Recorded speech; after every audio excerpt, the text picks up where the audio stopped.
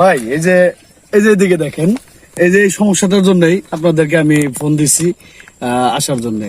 এই যে দেখেন কতগুলা পেঁপে কিন্তু নষ্ট হয়ে গেছে, অনেকগুলা প্রায়। এই যে জি, ধন্যবাদ বেলাল ভাই। বেলাল ভাই, এই যে আপনি দেখতে পাচ্ছেন, এটা মূলত অলরেডি ফাঙ্গাস লেগে গেছে, এই যে দেখছেন, হ্যাঁ, নষ্ট হয়ে গেছে। এটা এই রোগটার নাম হচ্ছে ফোমোসিস।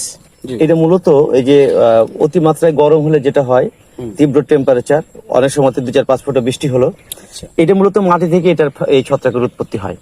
এটা কি করে, এটা মাটি থেকে যখন মানে উপযুক্ত পরিবেশ পায়, তখন কি করে, এরা সরাসরি গিয়ে পাতায় বসবে না, সরাসরি এরা ফল খুঁজে, যে ফল আছে কোথায়, যেই গাছের যেই ফলটা খুব হৃষ্টপুষ্ট হবে বা যেটা খুব সুন্দর হবে বা কচি অবস্থা থাকবে, এটাকে তারা অ্যাটাক করা শুরু করছে।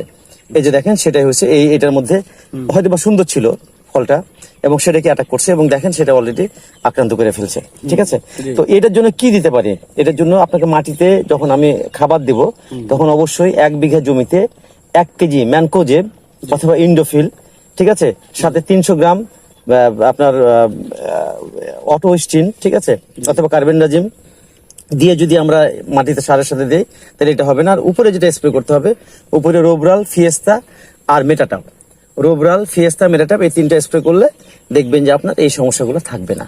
ঠিক আছে, রোবরাল মেটাটপের পরিমাণটা বলেন। আচ্ছা, রোবরাল প্রতি লিটার পানিতে 1.5 গ্রাম করে, 1.5 মানে 1.5 গ্রাম হারে, এবং মেটাটাপ 1.5 গ্রাম হারে, আর ওই যে আপনার ইমিটাফ 1 মিলি হারে যদি স্প্রে করা হয়, তাহলে এটা এখান থেকে আপনি পরিশ্রম পাবেন। তবে স্প্রে করতে হবে, আজকে স্প্রে করলে 5 দিন পর আরেকবার করবেন। আচ্ছা, ঠিক আছে, করলে এটা এখান থেকে আমরা পাবো আর কি।